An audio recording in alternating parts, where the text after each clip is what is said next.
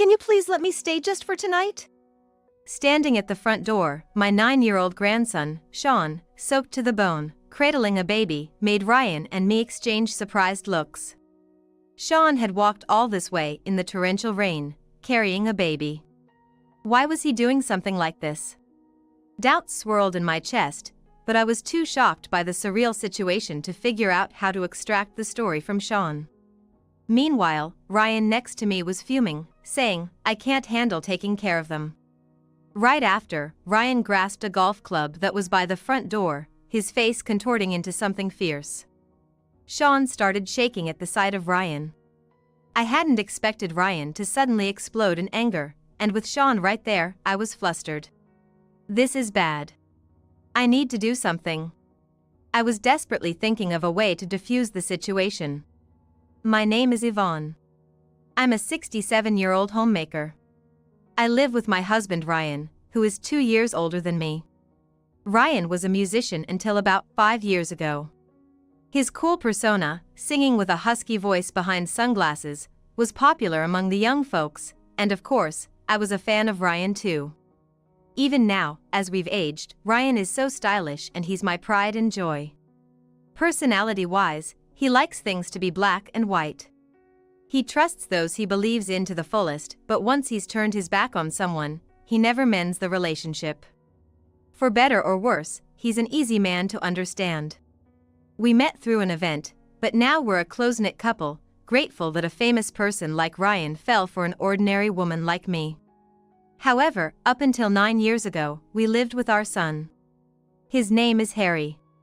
He will be turning 30 this year, but it's been so long since we've seen him, I can't even remember the last time we celebrated his birthday. Harry was a real daddy's boy, clinging to Ryan, who was busy with work, and they would always go out together on the rare days off. Ryan loved Harry, who was fond of him, and no matter how tired he was, they would play catch in the park or Ryan would teach him the guitar. I would watch their playtime with a warm smile. Aside from the fact that Ryan was famous, we were just an ordinary, happy family. Harry wasn't much of a scholar. But, being a homemaker myself and with Ryan being an artist, we never felt the need to push him too hard in his studies. It's okay to have just one thing you're good at. If you polish it a bit more than others, it can become your job. Okay, Dad. Following Ryan's advice, Harry continued to pursue his love for baseball. However, Harry's dream was shattered during the summer of his senior year in high school. He got hit by a pitch and injured his shoulder. The doctors said he could never play baseball again. Though they said it wouldn't affect his daily life much, there were inconveniences, like not being able to raise his arm to grab the subway strap, and I couldn't help but feel sorry for him, yet somewhere in my heart, I might have been relieved. Only a handful of people make it to the professional level in baseball. It seemed sensible to consider other paths while there was still time, something I had quietly hoped for. Ryan seemed at a loss for words. He had followed his own teachings and put his all into baseball. Now that baseball was no longer an option for Harry, it must have been hard to show him which path to take. Still, we supported Harry. It didn't have to be baseball. As long as Harry was healthy and happy, that was enough for us. After losing the ability to play baseball, Harry was understandably down. But he managed to get into the college of his choice and became a college student. Ryan and I cried tears of joy when we saw Harry getting back to his cheerful self. Harry, who was usually not very talkative, must have felt something stirring in his heart when he saw us crying because he just cried along with us without saying a word. It was when Harry was 21 years old that we ended up living apart from him. Since Harry was attending a local college, he was still living at home, but one day he told us with a serious look, "I've decided to get married. I'll be leaving this house tomorrow." The word marriage suddenly coming from Harry took us completely by surprise. "Marriage? What about college?" Harry answered calmly, "I'm gonna drop out." "Drop out? But what about a job?" "I'll start job hunting. I'm sure I can get into some company." "Is your partner okay with this? Have you met her parents?" "Kelly doesn't have parents. That's why she wants to get married soon." Watching Harry's optimistic thinking, I started to worry. Ryan, standing next to me, was folding his arms and seemed deep in thought. I looked at Ryan, seeking some support. After a pause, Ryan said something unexpected. "If you think it's okay, then go ahead and do as you like." "Hey." I tried to get Ryan to take his words back, but the next moment, I saw Harry's eyes light up, and I swallowed my words. "Thanks, Dad. And Mom, thank you for everything up till now." Harry left those words behind and packed up his belongings to leave the house the next day. I was stunned, unable to accept reality. Ryan said, "It's okay." He might not have been great at studying, but he had the grit to continue baseball seriously. He'll manage just fine in married life. Do you think so? I hope you're right. It seemed Ryan was proud of having raised Harry to be a fine person. Of course, I didn't think our parenting was a failure. But as a parent, I couldn't help feeling anxious about whether young Harry could manage a married life well. And at that moment, I had no idea that this anxiety would only grow.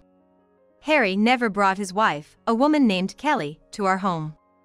No matter how many times I contacted Harry to bring them over, I didn't even get a receipt, let alone a reply. It might have been better if we could have visited him directly, but we didn't even know the condo where Harry and his wife were living. The day he said he was leaving home came so suddenly, we didn't have the chance to ask where he was going. I hadn't thought we would completely lose the opportunity to see him, so I wasn't too worried, thinking we could ask him later. But not being able to contact Harry was a different story. You haven't heard back from Harry, have you?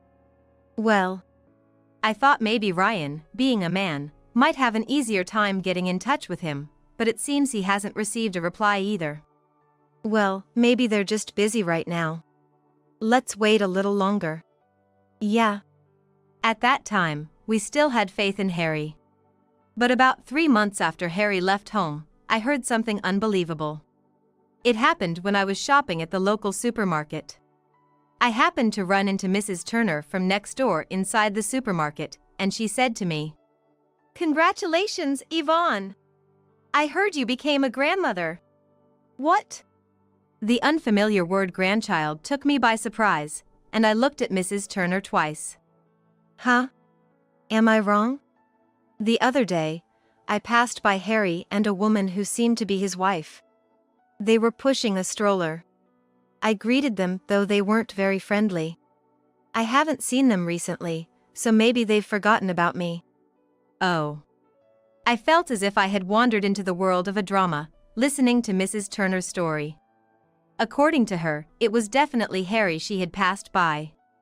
Harry hasn't changed much in appearance over the years, so someone who has met him once would probably not mistake him for someone else. Actually, I haven't been able to get in touch with Harry since he left home. I'm embarrassed to say that I just found out about the grandchild now. Is that so? Well, it's shocking they didn't tell you such important news. Mrs. Turner was surprised by my confession. Of course, she would be. It's absurd not to know about the birth of one's grandchild. That night, I told Ryan exactly what Mrs. Turner had told me. We have a grandchild? So, he already had a child when he got married. That's why he was in such a hurry to leave home. Ryan was surprised to learn about the grandchild, but he seemed relieved to have figured out why Harry had suddenly married and left home. This is no time to feel relieved. If we have a grandchild, I want to properly celebrate and see their faces. Yeah, but we don't even know where they live. That was the problem. We still received no replies from Harry. I wonder if he found a job. If he had, contacting his workplace could be an option, but if we knew where he worked, we wouldn't be having this problem.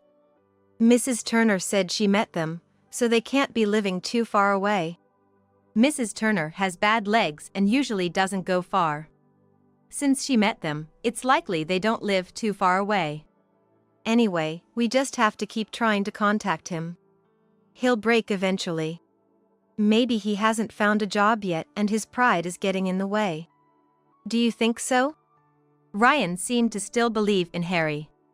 I want to believe in my child too, but not reporting the birth of a child to one's parents is just unconscionable, no matter how you look at it.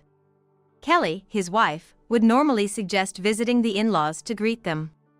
Whether they didn't do that, or Harry didn't listen to Kelly, I couldn't see time solving this. Unbelievably, 9 years passed without us meeting Harry or the grandchild. We did manage to get in touch with Harry a few times during those years. Whether it was a whim or not, he only told us that he had a child named Sean. Whenever we tried to find out their address or workplace, he wouldn't tell us anything more. What is he really up to? Even Ryan started to lose trust in Harry after 9 years of sporadic communication. He wasn't completely giving up on him, but he was frustrated that even when he reached out, he got no reply. I felt the same as Ryan. I guess there might be some reason why they weren't contacting us, but not contacting or seeing us at all might mean they no longer think of us as their parents. Feeling this way makes me wonder. What has happened since they got married? There might have been events they couldn't even share with us. But without any contact, there's no way we can offer help. I found myself feeling weighed down whenever I thought about Harry. Around that time, the world seemed grim due to rising costs and political distrust, with the news reporting an increase in murder cases and burglaries. Living just the two of us, elderly, made me vaguely worry about getting caught up in such incidents. Then, the situation took a sudden turn one day during a heavy rainstorm. Neither Ryan nor I could have anticipated what was about to happen. It was on a weekday evening. The rain had been terrible since morning, and our area had been declared at risk of flooding. If the heavy rain continued, we might have had to evacuate. The downpour was so fierce that it seemed to darken the outside world completely. We had prepared our bags to leave the house if an evacuation order was issued, and just as we finished packing, the doorbell rang. Maybe it's a delivery? No delivery would come on such a day, Ryan replied with certainty. And he was right. Delivery services might be suspended due to the storm. So, who could it be? I checked outside the front door, but no one was there. There's nobody there. What's going on? Could it be some kind of prank? But it seemed unlikely anyone would come out just to play a prank on such a day. Curious and a bit scared, I cautiously went to the door and opened it slightly, with Ryan watching anxiously. Are you Grandma?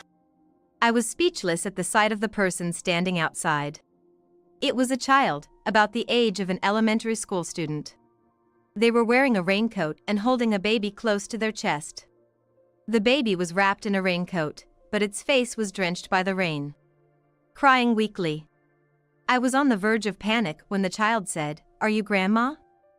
It snapped me back to reality. Could you be Sean? When I asked, he nodded slightly. Is that baby your brother or sister? He nodded again to my question. What's going on? What's all this about? Ryan appeared behind me, trying to make sense of the situation. I was just as clueless. I wanted to ask Sean so many questions, but he looked so anxious, it seemed wrong to press him for answers. Sean looked back and forth between Ryan and me before saying in a weak voice, "Can you please let me stay just for tonight?" Standing at the front door, my 9-year-old grandson, Sean, soaked to the bone, cradling a baby, made Ryan and me exchange surprised looks. Sean had walked all this way in the torrential rain, carrying a baby. Why was this boy doing something like this? Doubts swirled in my chest, but I was too shocked by the surreal situation to figure out how to extract the story from Sean. Meanwhile, Ryan next to me was fuming, saying, "I can't handle taking care of them." Right after, Ryan grasped a golf club that was by the front door, his face contorting into something fierce. Sean started shaking at the sight of Ryan. I hadn't expected Ryan to suddenly explode in anger, and with Sean right there, I was flustered. Ryan had lost trust in his son, Harry, who had not been in touch for a long time. Furthermore, it probably took him a while to accept Sean, Harry's child. This is bad. I need to do something. I was desperately thinking of a way to defuse the situation. Ryan, put that golf club down. Sean is scared. Ryan looked at Sean's face and lowered the golf club, saying, "Oh, right." I breathed a sigh of relief. Ryan must have had a lot on his mind with the sudden turn of events. It didn't seem like he was seriously considering throwing Sean out. Perhaps what softened Ryan's heart was seeing Sean trembling while holding the baby. "Sean, come on in first. Let's get you dried off and into the room," I asked him in the gentlest voice I could muster. At that, Sean started to cry right there. I took the baby from Sean and led him to the bathroom. Ryan, looking unsure of what to do, watched our movements. While Sean was in the bathroom, I pondered how to get the necessities for taking care of the baby. Then, Ryan said he'd go out to buy what we needed, so I thanked him and told him to be careful. Ryan, too, must have had a change of heart after seeing Sean trembling and the baby crying. Right now, all we could do was create a calming environment for the two of them. When Ryan returned from shopping, Sean had just come out of the bathroom. I pulled out some old clothes that Harry used to wear from the dresser for Sean to wear. Sean accepted the clothes with a shy thank you. I served the juice Ryan had brought, and for the baby, I made a bottle of milk. As we did this, Sean seemed to calm down and looked ready to talk about what had happened. I exchanged a look with Ryan, and we decided to ask Sean what had happened. "Dad and Mom went to work again today. I just wanted to leave that house. I ran away while they weren't home," Sean said, his voice breaking as he recounted his experiences at home. From what Sean told us, it was clear. Sean had never felt kindness from Harry or his mother from a young age, always being yelled at. He was barely given enough food and never got the toys he wanted. Harry lived in constant fear, always wary of his parents' moods, even at school. Sean had almost no memories of his birth mother, Kelly. Harry had apparently divorced her at some point. The current mom was Mia, a woman Harry had remarried 3 years ago. The baby, a girl named Anna, born 2 months ago, was Sean's half-sister. Mia is working in the nightlife industry. She was harsh in appearance and demeanor, especially towards Sean, who was not her biological child. She completely neglected Anna, leaving all the caregiving tasks, like diaper changes and feeding, to Sean. Harry was no different, not caring for the children either. Ryan and I were astounded by the harsh reality Sean revealed. We had no idea that Harry had divorced Kelly or that he had remarried 3 years ago. Mia, from Sean's description, didn't seem like a decent person. Something must have happened to Harry after he left home because his character seemed to have changed drastically. Mia remarrying someone like her tells the whole story. Both Ryan and I were almost crushed by the fact that Harry, our son we trusted and raised, was being harsh on Sean, not to mention not caring for his children at all. "Is that really true?" Ryan's eyes were bloodshot. Unable to accept the reality that his grandson was being put through such an ordeal by his own son. I understood that feeling all too well. "Yeah. Dad is always angry, saying the previous mom ran away with all the money. He always says with a scary face that he wishes he had never married her. But I'm more scared of Dad.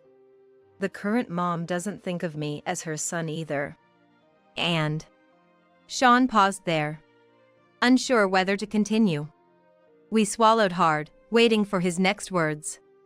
"Dad and Mom, they say they don't have money, so they go into other people's houses to steal.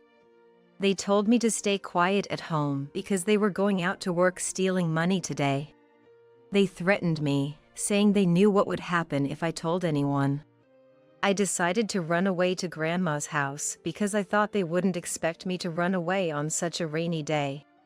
It took me 2 hours to walk here, but it wasn't hard because all I wanted was to escape from them." Sean's story was almost unbelievable. But thinking that Harry was still thinking straight seemed even more dangerous now. I was filled with a desire to believe in Sean, who had come all this way soaking wet, holding Anna. "You've been through so much. Grandma and Grandpa will definitely help you." "Absolutely. Stealing is outrageous. What on earth is Harry thinking?" Ryan was outraged, but I calmed him down while trying to think of a way to confront Harry and Mia. I know the house where Dad and Mom are going to rob tonight. They talked about their plan at night, thinking I wouldn't understand because I'm just a kid. Sean revealed, making us gasp. Is that true? Yes. I even took notes. Look. Sean pulled out a note with an address written on it from the pocket of the pants he had taken off earlier, showing it to us. Seeing the note, Ryan and I exchanged nods. All right, we're going there. Don't worry, Sean, we're with you. Okay, Grandpa. Sean replied, causing Ryan to blush and chuckle, being called Grandpa. Then, clutching the golf club once again, we got into the car, heading towards the house Sean had told us about. The house was about an hour's drive away. Located in a quiet residential area where each home looked like it belonged to someone wealthy. The rain stopped while we were on our way, and the evacuation order for our area was lifted. This is the place, Ryan said as we parked the car a short distance from the target house and walked towards the house where Harry was supposed to be burglarizing. Ryan, gripping the golf club, led the way to the gate. I was holding Anna, who was sound asleep, in my arms. Entering would make us guilty of trespassing too, so we peeked into the house from the yard and saw two figures moving inside. However, we hesitated, wondering if they might still be the homeowners, until Sean exclaimed, "That's Dad and Mom," and we were convinced. Ryan took a deep breath and shouted, "Harry." In the meantime, I finished calling the police. Harry and Mia stopped in their tracks. They had no way out without running into us, whether through the front door or a window in the yard. Harry was probably debating what to do with Mia. But after Ryan shouted again, "Come out now, or I'm calling the police," they seemed to give up and came out through the front door. Not knowing I had already called the police. "What's going on? Why is Sean here?" Seeing us, Harry's face turned pale. Mia, just as flashy and intimidating as Sean had described, was not the kind of woman you'd want to get close to. I felt like being around her could only have a bad influence. "Harry, what are you doing?" Sean came to our house this evening with Anna, saying he didn't want to stay home anymore. "After hearing everything from Sean, we found out you've been burglarizing homes. That's why we decided to catch you." "What? Sean, what are you doing?" Harry stormed towards Sean, anger in his steps, and raised his fist. Sean braced himself, closing his eyes tight. "Stop right there. If you lay a hand on Sean, I won't forgive you." Ryan grabbed Harry's arm, making him click his tongue and lower it. "All of you are making no sense. Stop interfering with our work. Sean, you're eating because we're working. Why are you getting in the way?" Harry cursed Sean with venomous words. This man bore no resemblance to the Harry I knew, making me wonder when he had turned into such a terrible person. Initially, Sean trembled at Harry's words. But, perhaps feeling bolstered by our presence, he defiantly glared at Harry. "I've always done whatever Dad and Mom wanted. I had to take care of Anna because you two wouldn't. Even the jobs you were doing, I hated them but couldn't say anything. That's not a real job. It's a crime. I don't want to live with criminals anymore." Sean confessed through tears, viewing Harry and Mia not as his parents but as criminals. "What are you saying? After all, we've done raising you. With such disrespect, you're no child of ours." They spat back disdainfully. Ryan and I couldn't take it anymore. "Raising him? When have you ever raised him?" Ryan's voice was menacing, making Harry and Mia flinch. "Exactly. We heard nothing from you for so long, and now we find you've put our grandson through this. Apologize to Sean right now, or we'll hand you over to the police this instant." I shouted, intending to scare them, though the police had already been alerted.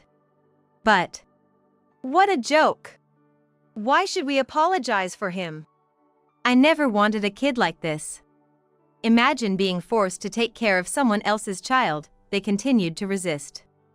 I was close to giving up, thinking nothing could change Harry and Mia's hearts. When the police approached. "This is the police.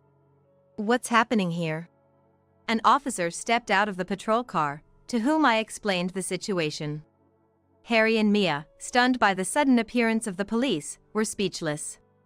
After hearing from me, the officers moved to arrest Harry and Mia, putting them into the patrol car. Hey, what's going on? When did you call the cops? Yes, it is.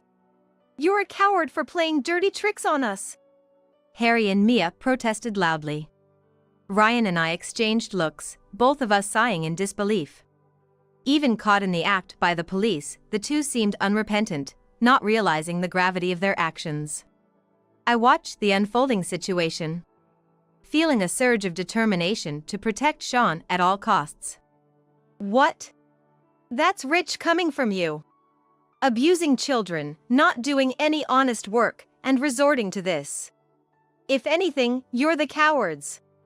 Do you have any idea how many people you've made suffer because of what you've done? Reflect on your actions in prison, I declared firmly. At that, Harry and Mia had nothing to say and were dragged into the car by the police. We followed the questioning. I held Sean's hand and carefully did not wake Aina, praying for a brighter future for our family. After the questioning, we were released and all went back home. Harry and Mia, it turned out, had committed as many as 30 burglaries. Harry had not held a stable job for years, resorting to burglary instead, which is why he couldn't contact us. The burglaries reported in the news lately were their doing. It was almost too much to take in. But seeing Harry's changed demeanor for the first time in years, it made sense. Since his first marriage, Harry had struggled with job hunting, leading him to bad company after becoming resentful. Kelly, his first wife, had left him, and after that, he increasingly took his frustrations out on Sean. Sean always lived in fear of Harry's attacks. Mia, his new partner and equally a troublemaker, only added to Sean's stress. This explosion of stress led Sean to seek refuge with us. Harry and Mia now await sentencing for their crimes, facing serious charges for the repeated burglaries. Since they had repeatedly burglarized the house 30 times, the charges would be quite serious. We've decided to cut ties with Harry and resolved never to assist them again, no matter what. Having never worked properly, they'll likely struggle just to live. They'd do well to taste the hardship of earning money through honest work. We've vowed never to let the children see them again. We decided to take in Sean and Anna. Mia's parents aren't exactly upstanding citizens either, having been in trouble with the law themselves, and showing little ability to care for Mia's children. So, Ryan and I decided to take both Sean and Anna. Sean loves Anna, and I think he's relieved they won't be separated. Ryan, for his part, has grown very fond of Sean, showering both him and Anna with love and affection. It looks like he's going to be quite the doting grandfather. Now, a new chapter begins for our family of 4. Considering all the sadness Sean has endured, we want to do everything we can to ensure both he and Anna experience as much happiness as possible.